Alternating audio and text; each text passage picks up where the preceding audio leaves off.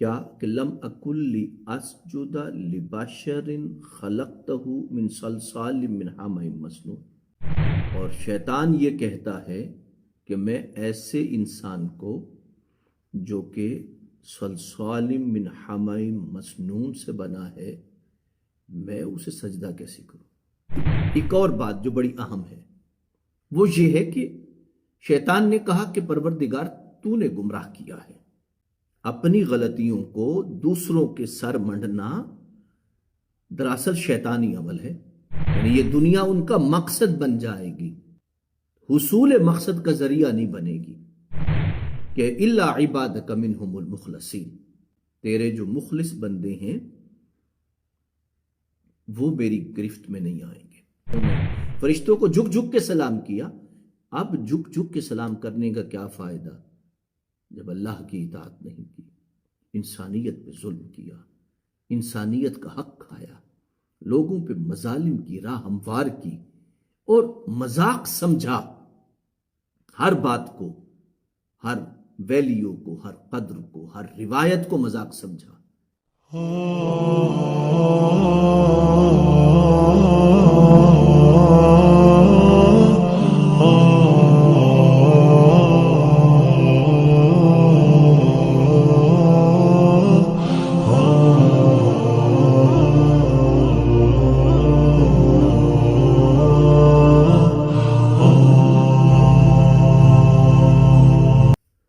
اعوذ باللہ من الشیطان الرجیم، بسم اللہ الرحمن الرحیم۔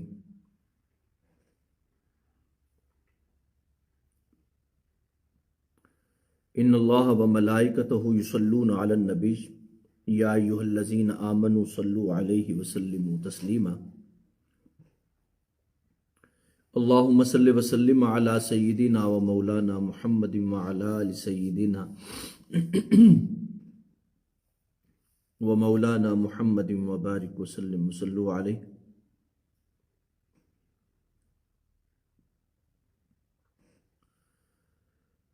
معزز مکرم محترم محتشم خواتین و حضرات، معزز سامعین سامعات، ناظرین ناظرات، اللہ تعالیٰ کے فضل و کرم سے اور اللہ پاک کی عنایت خاص سے ہم نے آج تراویح میں 18ویں پارے کے 3 ربع تلاوت کیے ہیں۔ اللہ پاک کی بارگاہ میں التجا ہے اور دعا ہے کہ پروردگار تکمیل کی سعادت نصیب فرمائیں۔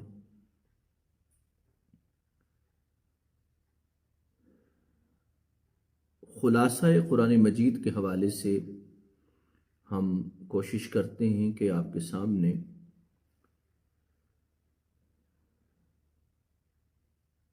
پارے کا خلاصہ یعنی لب لباب ہم آپ کے سامنے رکھیں۔ آج 14واں پارہ ہمارا ہے جس کا ہم نے آپ کے سامنے خلاصہ بیان کرنا ہے۔ 14ویں پارے میں اللہ پاک نے انسان کی تخلیق کا ذکر کیا ہے اور اس کی بنانے کا ذکر کیا ہے۔ سورۃ الحجر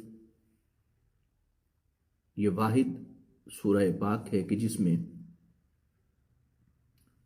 بڑے تکرار کے ساتھ قرآن مجید میں صلصال من حمأ مسنون کا لفظ آیا ہے۔ تو کھنکھناتے ہوئے سڑے ہوئے گارے سے ایک انسان بنا ہوگا۔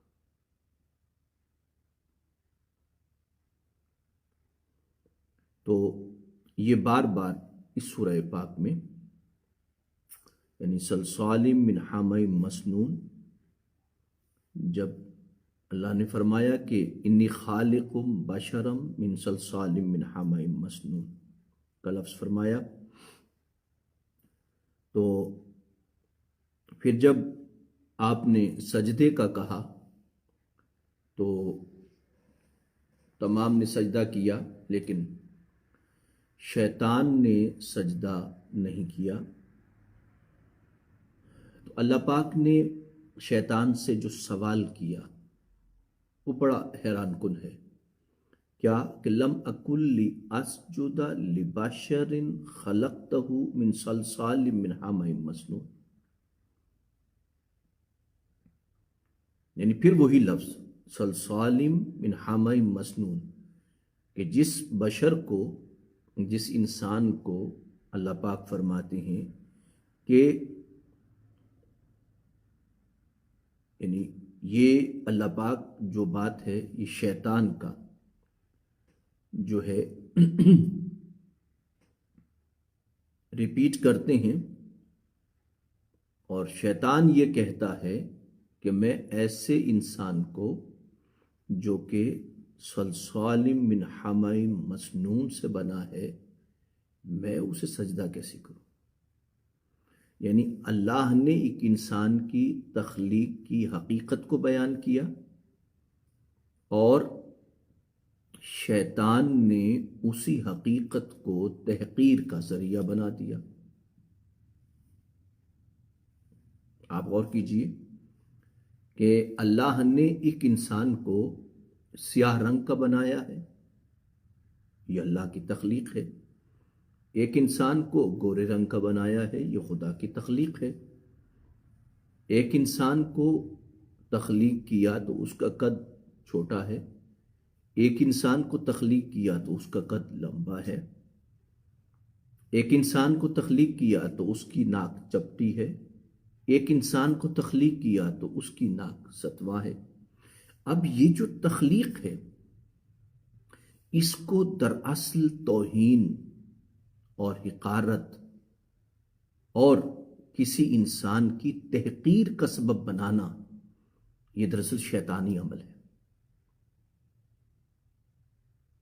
اور ہمارے معاشرے میں انسان کی ناک پہ، انسان کی آنکھ پہ، انسان کے ہونٹوں پر، انسان کے کلر پہ، انسان کی قد و قامت پہ یہ جو توہین آمیز رویہ رکھا جاتا ہے، قرآن مجید ہمیں دراصل بالواسطہ یہی بات سمجھا رہا ہے اور اہم بات کی جانب توجہ دلا رہا ہے کہ رنگ کا گورا ہونا، سفید ہونا، گندمی ہونا، چہرے کا کیسا ہونا، کیسا نہ ہونا، نہ یہ توہین کی بات ہے، نہ یہ تحقیر کی بات ہے۔ شیطان نے سب سے پہلے انسان کی توہین کے لیے اور تحقیر کے لیے جو بات کی وہ یہی تھی کہ خلقتہ من صلصال من حمأ مسنون، کہ تو نے جسے مٹی سے بنایا ہے، کھنکتی مٹی اور بدبودار مٹی سے بنایا ہے، اس انسان کو میں سجدہ کروں؟ یعنی یہ شیطنت کا عمل ہے۔ اسی لیے قرآن مجید فرماتا ہے وَيْلٌ لِكُلِّ ہُمَزَةٍ لُمَزَةٍ، کہ وہ شخص جو لوگوں کی نقص کو تلاش کر کے ان کے منہ پہ ان کی توہین کرتا ہے، ان کی بے عزتی کرتا ہے، ان سے توہین آمیز رویہ رکھتا ہے، اللہ فرماتے ہیں کہ وہ برباد ہو جائے، وہ تباہ ہو جائے اور وہ ہلاک ہو جائے۔ یعنی یہ شیطانی عمل ہے۔ اللہ نے اس کے بعد فوراً فرمایا قال فاخرج منها فإنك رجیم، فاخرج منها، یہاں سے دفع ہو جاؤ۔ اصل میں یاد رکھیے کہ ریالٹی جو خدا کی جانب سے تخلیق کی گئی ہے، اس ریالٹی کو توہین آمیز رویے کے ساتھ اس سے پیش آنا، یہ دراصل شیطانی عمل ہے۔ آپ دیکھتے ہیں ہمارے معاشرے میں جب توہین آمیز رویے اپنائے جاتے ہیں تو یہ رویے دراصل دوسرے انسان کی تحقیر نہیں ہے، بلکہ یہ توہین کرنے والا یا اہانت کرنے والا دراصل شیطان کے مرتبے پر فائز ہو جاتا ہے، وہ شیطان بن جاتا ہے وہ، اور اسے محسوس ہی نہیں ہوتا کہ میں اس لمحے میں شیطان بن چکا ہوں۔ اور جس طرح شیطان خدا کی بارگاہ سے راندا جاتا ہے، کم از کم وہ لمحے انسان کے لیے اسی طرح ہے کہ وہ خدا کی بارگاہ سے ریجیکٹ کر دیا گیا ہے۔ آپ سوچئے کہ اس لمحے میں، جس لمحے میں آپ کسی کی توہین کر رہے ہیں، وہ لمحے دراصل آپ کو شیطان بھی بنا رہے ہیں اور اس کے ساتھ ساتھ خدا کی بارگاہ سے آپ کو مسترد بھی کروا رہے ہیں، مردود بھی آپ ہو رہے ہیں۔ تو شیطان نے کہا مہلت دیجئے، میں اس حوالے سے انسان پہ غالب آؤں گا۔ یعنی یہ ایک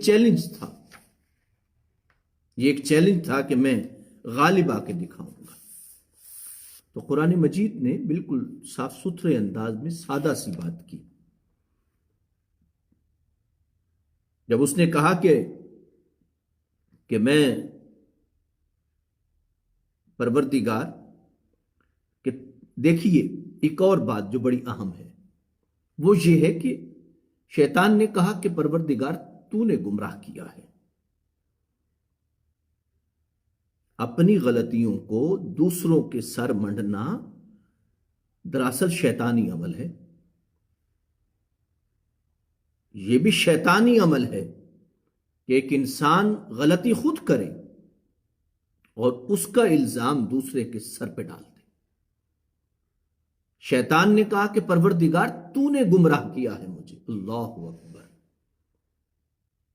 آپ نے غور کیا اس بات پہ کہ شیطان خدا سے کہہ رہا ہے کہ تو نے۔ اگر آپ اس کو ہمارے معاشرے میں لے جائیں تو آپ جب والدین پہ، بڑوں پہ، اساتذہ پہ جب آپ الزام لگاتے ہیں کہ وہ بچہ شائننگ ہے، جو بچہ آپ توجہ دیتے ہیں، حالانکہ کلاس یکساں ہوتی ہے، بچوں پہ توجہ یکساں ہوتی ہے، لیکن بچے کی نالائقی چھپانے کے لیے والدین استاد کے سر الزام تھوپ دیتے ہیں۔ یا بچہ یہ کہتا ہے، الزام لگاتا ہے کہ جی استاد جو ہیں وہ میری طرف توجہ نہیں دیتے، حالانکہ وہ خود انتہائی نالائق اور انتہائی شریر ہوتا ہے اور بدتمیز ہوتا ہے، جو اپنی غلطی جو ہے وہ استاد کے سر منڈ دیتا ہے۔ اسی طرح اولاد جو ہے وہ اپنی غلطیاں والدین کے سر منڈ دیتے ہیں، اسی طرح چھوٹے بڑوں کے سر منڈ دیتے ہیں۔ آنے والی نسل، اگلی نسل جو پہلے گزری ہے، اس کے سر پہ ڈال دیتے ہیں کہ بس وہی نالائق تھی۔ اس لیے قرآن کہتا ہے کہ جو لوگ گزر گئے، تم سے تمہارے اعمال کے بارے میں سوال کیا جائے گا۔ یعنی تم اپنے اعمال کے ذمہ دار ہو، یعنی تم اس سے بچ نہیں سکتے کہ تم کہو کہ فلاں کی وجہ سے ایسا ہوا، نہیں۔ اس لیے کہ خدا فلاں کا بھی ہے، تمہارا بھی ہے۔ تم اگر جد و جہد کرتے ہو، محنت کرتے ہو، جان کھپاتے ہو، تو خدا کا یہ اصول ہے کہ وہ محنت کا اجر ضرور دیتا ہے۔ تم کسی کے سر پہ الزام ڈال کے تم اپنی جد و جہد کی اور اپنے نکمے پن کو، جو آپ نے جد و جہد نہیں کی، نکما پن کیا ہے، اس کو کسی اور کے سر پہ زبان سے تو ڈال سکتے ہیں، بغیر بارگاہ خدا بندی میں اور دنیا کے چلن میں، جہاں پہ جد و جہد ہے پوری کائنات لگی ہوئی، اس چلن میں آپ نہیں چل سکتے۔ وہ انفرادی طور پہ کسی اور پہ ڈال دے کوئی شخص، یا اجتماعی طور پہ کسی اور پہ ڈال دے۔ ہمارے ہاں ایک بڑا عجیب سا سلسلہ ہے کہ ہم یہ کہتے ہیں کہ فلاں لوگ ہمارے خلاف سازش کر رہے ہیں. یہودی سازش کر گئے، امریکہ سازش کر گیا، رشیا سازش کر گیا، یا چائنا سازش. یعنی ہم اپنی کوتاہیوں اور اپنی کرپشن اور اپنی بد نظمی، بد انتظامی کا جو الزام ہے ہم دوسروں پہ ڈالتے ہیں. یاد رکھیے کہ یہ اسلامی عمل نہیں ہے، شیطانی عمل ہے. تو اس نے کہا کہ میں سب کو گمراہ کروں گا اور ان کے لیے اس زمین کو بڑا سجایا بنا دوں گا. یعنی یہ حصول مقصد بنا دوں گا، انہیں حصول مقصد کا ذریعہ نہیں بننے دوں گا. یعنی یہ دنیا ان کا مقصد بن جائے گی، حصول مقصد کا ذریعہ نہیں بنے گی. یعنی حصول مقصد یعنی آخرت، اللہ کی رضا، اللہ کے رسول کی اطاعت، اللہ کی بندگی، اللہ کا قرب، اللہ سے تعلق. یہ دراصل دنیا اس بات کا ذریعہ ہے کہ ہم نے اس جگہ تک پہنچنا ہے. تو اس نے کہا کہ الا عبادک منہم المخلصین، تیرے جو مخلص بندے ہیں وہ میری گرفت میں نہیں آئیں گے. مخلص بندے،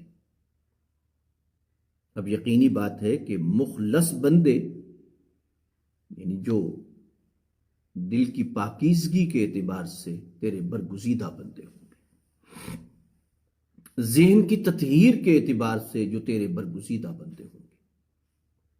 اور پھر اس کے بعد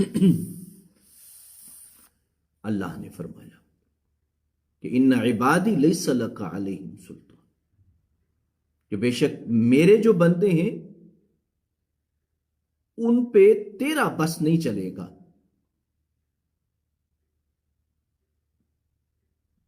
تیرا بس صرف ان لوگوں پہ چلے گا جو گمراہ ہوں گے، بغاوت کرنے والے ہوں گے اور تیری راہ پہ چلنے والے ہوں گے. یعنی اب آپ اس کو دیکھ لیجئے کہ انسان کے لیے اللہ پاک نے یہ سلسلہ رکھا. ہم اسی پارے کا ایک جو اب آپ دیکھ لیجئے کہ انسان کو بنایا گیا اور انسان جو ہے اللہ کی بارگاہ میں اس کا مقام کیا ہے. آپ دیکھیے انسان اپنے اعمال کے اعتبار سے فرق کیا جاتا ہے. کوئی شخص یہ کہے کہ میں اعمال تو شیطان کے کروں، بندہ رحمان کا بن جاؤں. میں اعمال یزید کے کروں اور بن میں حسینی جاؤں. یعنی میں ظالم لوگوں کے کردار کو اپناؤں اور میں رحم دل اور مہربان اور بڑے عظیم لوگوں کی صف میں کھڑا ہو جاؤں. ایسے نہیں ہوگا. قرآن مجید بتاتا ہے کہ جب انسان کو موت آئے گی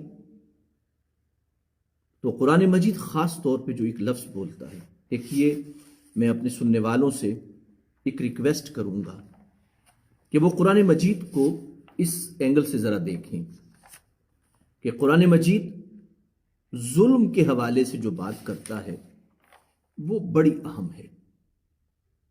یعنی قرآن مجید ظلم کا لفظ بولتا ہے اور ظالم کا لفظ بولتا ہے. قرآن کہتا ہے کہ جب موت آئے گی تو موت کے وقت جو ہے فرشتے آئیں گے جب، تو ظالم جو ہیں یعنی جنہوں نے ظلم کیا ہوگا، انسان کسی اور پہ کیا ظلم کرے گا؟ سب سے پہلے انسان اپنی ذات پہ ظلم کرتا ہے. جب وہ کسی اور سے زیادتی کر رہا ہوتا ہے، وہ کسی اور سے زیادتی نہیں کر رہا ہوتا. جب وہ کسی اور کا حق کھا رہا ہوتا ہے، وہ کسی اور کا حق نہیں کھا رہا ہوتا. وہ اگر کسی پہ ظلم کر رہا ہے، وہ کسی اور پہ ظلم نہیں کر رہا بلکہ اپنی ذات پہ ظلم کر رہا ہے. اس لیے کہ اس نے اگر ظلم کیا ہے تو فنا پذیر دنیا میں کیا ہے، مگر جب وہ سزا پائے گا تو بقا والی زندگی کی سزا پائے گا۔ یعنی اس نے زیادتی تو کی ہے ان چند سانسوں میں، اور سامنے والے سے جو زیادتی ہوئی ہے وہ بھی اس کی چند سانسیں تھیں، لیکن جب وہ قیامت کے دن اللہ کے حضور جائے گا تو ایسی سزا پائے گا کہ جو وہاں پہ بقا کے ساتھ پائے گا۔ یعنی فنا پذیر دنیا میں جرم کرے گا اور بقا پذیر زندگی میں اس کی سزا پائے گا۔ تو سودا تو ظالم نے ہی مہنگا کیا، ظالم کا ہی سودا مہنگا ہوا نا۔ تو قرآن مجید نے ظلم کے حوالے سے کہا کہ ظالم جو ہے وہ فرشتے جب آئیں گے اس کی روح کو نکالنے کے لیے تو وہ فرشتوں کو آگے بڑھ کے سلام کرے گا، فَأَلْقَوُا السَّلَامَ مَا كُنَّا نَعْمَلُ مِنْ سُوءٍ۔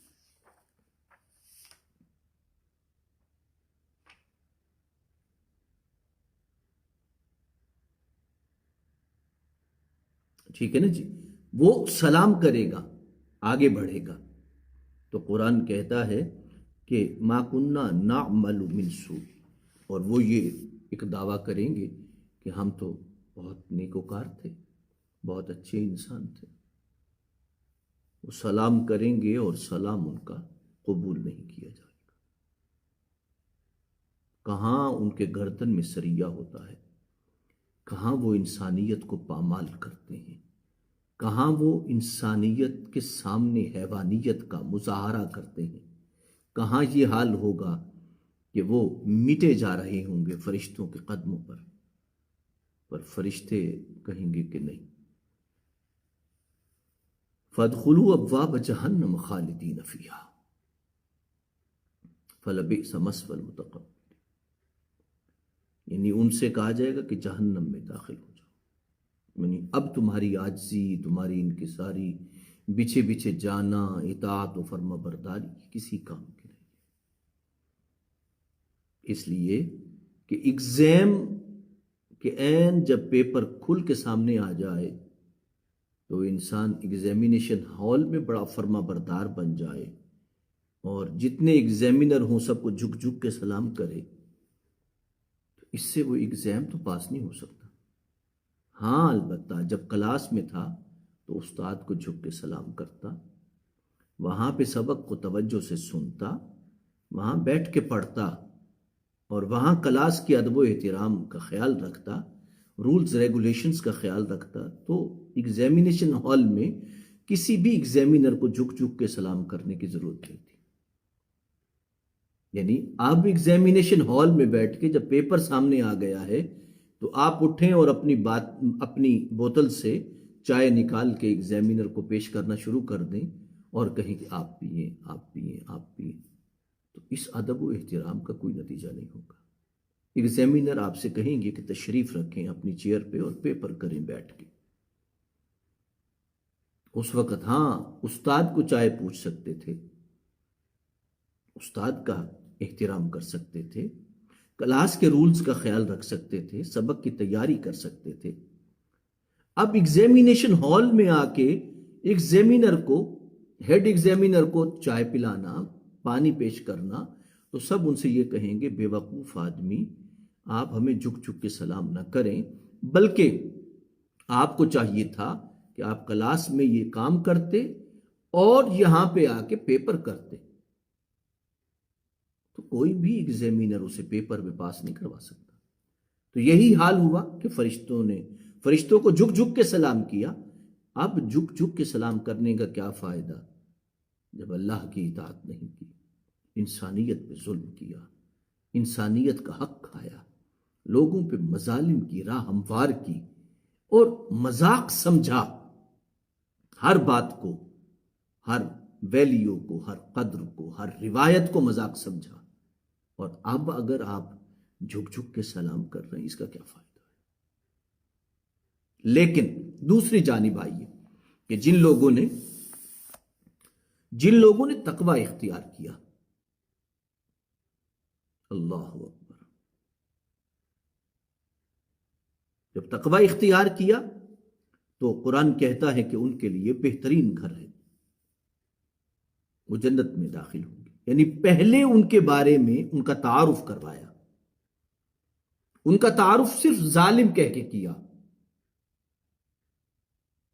یعنی ان کا لفظ بولا صرف ظالم، اور ظالم کہہ کے ان کے تعارف کو کروا دیا اور ان کا انجام بتا دیا۔ لیکن جب صاحبان تقوی کی بات کی تو پھر کہا، تو سوال کیا تمہارے رب نے کیا نازل کیا تم پر؟ انہوں نے کہا کہ بہترین چیز، بھلائی ہی بھلائی تھی اس میں، للذین احسنوا فی ہذہ الدنیا حسنہ، یعنی بتایا جا رہا ہے کہ ان کے لیے پھر حسنہ ہے، کیونکہ انہوں نے زندگی کو حسین طریقے سے گزارا ہے، اور آخرت بھی بہترین ہے، اور بہت خوبصورت ہے انجام متقین کا۔ یعنی تعریف کے ایک لمبی طویل الفاظ بولے قرآن نے، اور پھر کہا جنات عدن یدخلونہا تجری من تحتہا الانہار لہم فیہا ما یشاؤون، باغات ہیں عدن کے، ہمیشہ رہنے والی جنت کے، اور ان کے لیے اس میں وہ جو چاہتے ہیں، اسی طرح جزا دیتے ہیں اللہ پاک متقین کو۔ یعنی ظالم کے مقابلے میں قرآن مجید نے متقی کا لفظ بولا ہے۔ اور آگے کیا فرماتا ہے قرآن مجید؟ الذین تتوفاہم الملائکہ، ان کے پاس جو فرشتے آئیں گے ان کی جان نکالنے کے لیے، طیبین یقولون سلام علیکم، فرشتے آگے بڑھ کے انہیں سلام کریں گے۔ دیکھیے، ایک یہ ہے کہ ظالم جھک جھک جا رہا ہے، عاجزی کر رہا ہے، اور ایک یہاں پہ مومن کی، متقی کی بارگاہ میں فرشتے بھی جھک کے سلام کر رہے ہیں، اور کیا کہتے ہیں؟ ادخلوا الجنہ بما کنتم تعملون، تم جو جد و جہد کرتے رہے اس کی بنا پہ تم جنت میں چلے جاؤ۔ یعنی یہ نہیں ہے کہ انسان کی جد و جہد کا کوئی نتیجہ نہیں نکلے گا۔ میرے دوستو، قرآن مجید نے اس بارے میں اسی بات کو اجاگر کیا ہے کہ اگر انسان اپنے ذات کو ظلم سے بچا کے رکھے اور عدل اور مساوات پہ قائم رہے، عدل پہ قائم رہے، مساوات پہ رہے، اور دیانت کے ساتھ زندگی گزارے، تو قرآن کہتا ہے کہ اسے فرشتے بھی جھک کے سلام کرتے ہیں۔ بات یہ ہے، شیطان انسان کے عیوب پہ نظر رکھتا ہے، رحمان انسان کے کردار پہ نظر رکھتا ہے۔ شیطان انسان کو ڈیگریڈ کرتا ہے اور اسے اپنی راہ پہ چلا کے گندگی اور غلاظت کی اتھاہ گہرائیوں میں گرا دیتا ہے، اور رحمان اس کو کردار عطا کرتا ہے، عظمت عطا کرتا ہے، اور اسے اٹھا کے عرش پہ بٹھا دیتا ہے، عظمت کے عرش پہ اسے فائز کر دیتا ہے۔ آج کے خلاصے میں، خلاصہ قرآن مجید میں 14ویں پارے کا لب لباب یہ ہے کہ ہم دوسرے انسانوں کو ڈیگریڈ کرنے کی بجائے ان کے کردار سے اور ان کے عمل سے کچھ سیکھنے کی کوشش کریں، اور پھر یہ ہے کہ ہم شیطان کی طرح ظالم نہ بنیں، شیطان کی طرح عدم مساوات نہ کریں، خود کو برتر نہ سمجھیں، شیطان کی طرح بددیانتی نہ کریں، اور اپنے غلطیوں کا الزام دوسروں پہ نہ دھریں۔ تو انسان جو ہے وہ جب رحمان کا بندہ بنتا ہے تو فرشتے بھی اسے جھک کے سلام کرتے ہیں۔ آئیے ہم ایسا کردار اپنائیں اور ایسی راہ پہ چلیں جو عدل کا راستہ ہو، انصاف کی راہ ہو، مساوات کی زندگی ہو اور ساتھ ساتھ دیانت داری کے ساتھ چلیں تو یقین جانیے 14واں پارہ ہمیں یہ بتاتا ہے کہ اس انسان کی عظمت کا اندازہ کوئی نہیں کر سکتا، اور ذرا نظارہ تھوڑا سا وہ اپنی موت کے ان لمحوں میں دیکھے گا، ذرا سا نظارہ دیکھے گا، باقی رہا پھر جان سے گزرنے کے بعد قبر میں یا حشر میں اس کا مقام کیا ہوگا، یہ 17ویں پارے میں بڑی خوبصورتی سے قرآن نے بیان کیا ہے۔ ہم وہاں پہ انشاءاللہ بیان کریں گے۔ قرآن کہتا ہے کہ وہاں پہ جا کے فرشتے ویلکم کہیں گے، یوم تتلقاہم الملائکہ ھذا یومکم الذی کنتم توعدون، یعنی یہاں فرشتے جھکے جھکے جائیں گے، عین موت کے خاص لمحوں میں اس انسان کو یہ پتا چلے گا کہ اللہ نے اسے مقام کیا دیا ہے، یا جس کے سامنے فرشتے جھک جاتے ہیں۔ اور پھر مقام کیا دیا، دیکھیے اس وقت اس انسان کے سامنے جھکے، اور موت کے وقت متقی کے سامنے فرشتے جھک جھک جائیں گے، اور تھوڑے لمحوں میں مومن کو اور متقی کو اندازہ ہوگا کہ اللہ نے کیا مقام عطا کیا ہے، اور وہ فرشتے کہیں گے کہ ادخلوا الجنہ۔ یہ چند لمحوں کی وہ عظمت ہے کہ جو مومن کی گھبراہٹ کو دور کر دے گی، جو متقی کی گھبراہٹ کو دور کر دے گی، اور یہی جب وہ گھبراہٹ دور ہوگی، ایک کانفیڈنس جو ادا ہوگا، پھر وہ قبر میں بھی ساتھ ہوگا، پھر وہ حشر میں بھی ساتھ ہوگا، اور پھر جنت تو واہ واہ ہے۔ تو اس لیے ذہن میں رکھیے کہ ظالم نہ بنے۔ ابھی محسوس نہیں ہوگا آپ کو ظلم کا انجام۔ عدم مساوات کے ساتھ خود کو اپنے اندر تکبر اور غرور پیدا نہ کریں، انسانوں کو حقیر نہ سمجھیں۔ تیسری بات ہے دیانت کے ساتھ رہیں۔ موت کے اس ایک چند لمحوں میں جو نظارہ آپ دیکھیں گے وہ دنیا کی ساری صعوبتوں اور تکالیف کو دور کر دے گا۔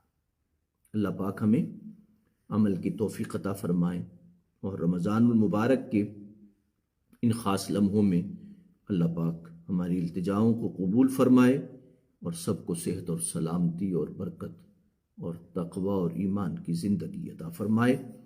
آمین ثم آمین، وما علیہ الا البلاغ المبین۔